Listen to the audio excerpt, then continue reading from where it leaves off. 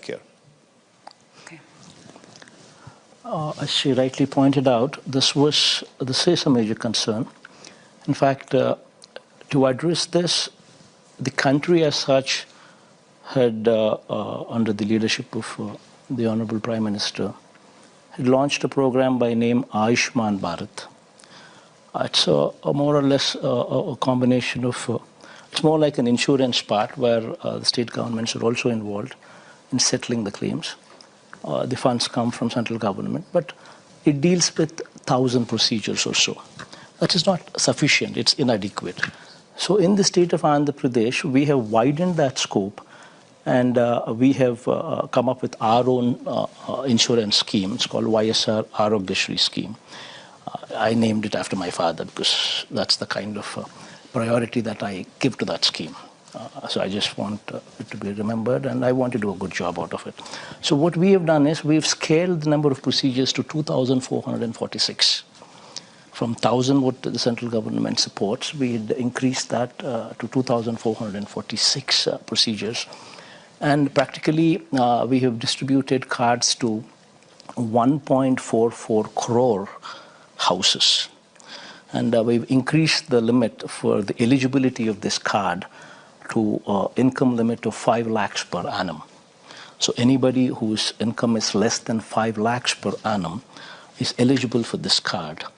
And 1.44 crores out of the total households of approximately 1.5 to 1.53 crores cards that households that we have, 1.44 crore cards are covered under this scheme.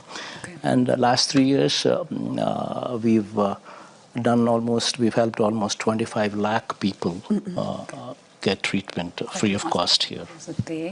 We have about 10 minutes. We're going to fly through a few more questions briefly from the audience. The Executive Director of UNAIDS is in the audience with us, Winnie Byanyima. I think she would like to ask a question. If we can get a mic to her at the back there with the black head wrap and the red top. Thank you, Zinga. Thank you, moderator. Okay. And thank you, panel. Mine's not a question, it's a comment. And responding to the subject you're talking about, I don't think that we're going to be on track to resolve a health crisis that turned into an economic crisis without tackling the inequalities that drive them. We are not health security strategies that neglect some people and protect a few privileged won't protect anyone ultimately. What do we need?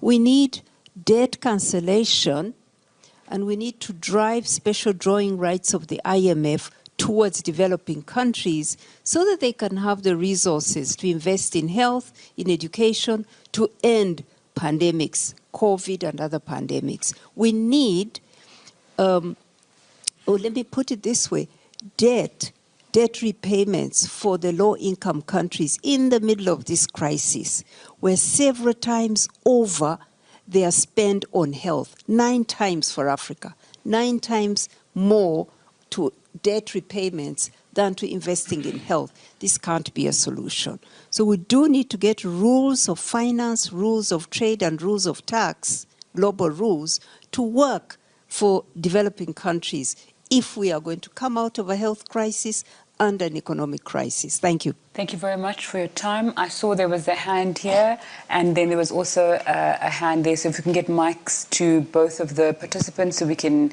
do rapid fire questions. We have about 6 minutes left for questions from the audience.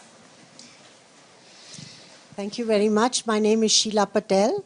I represent Shack Dwellers International, which works with urban slum dwellers in 33 countries. I want to give you a message from poor women in urban areas, but I have many friends in rural areas too. We know that real health delivery, sir, is at subnational level. And I want to know whether all of you see value in...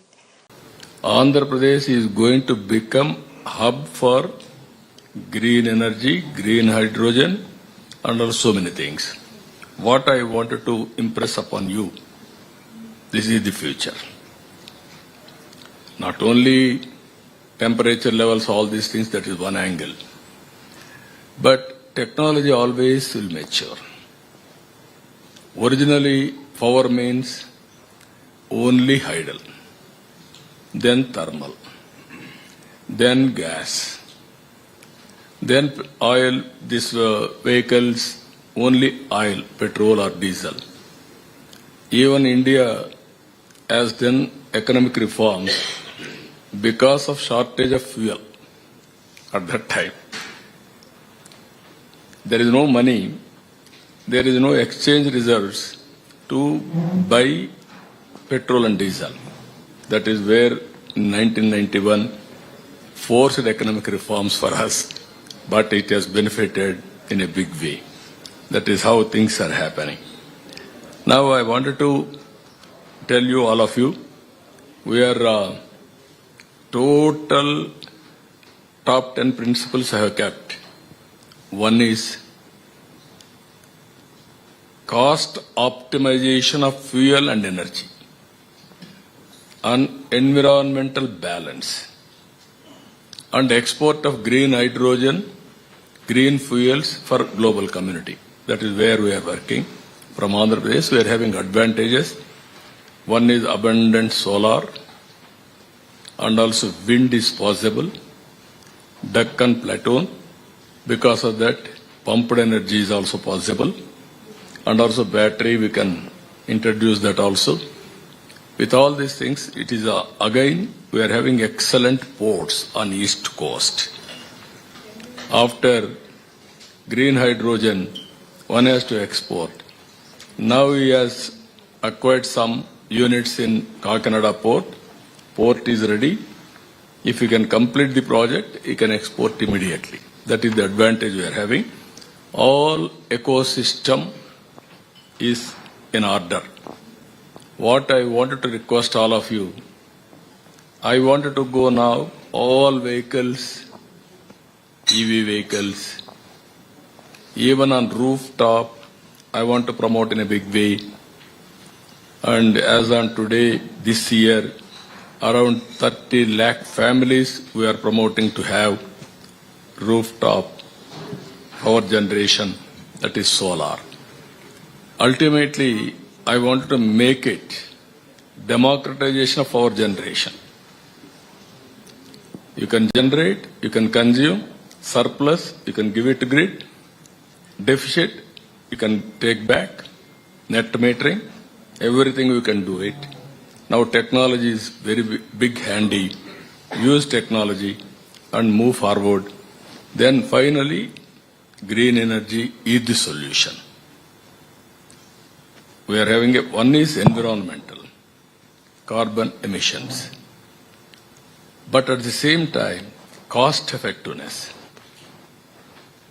But only my request to you, all of you, have R&D strong.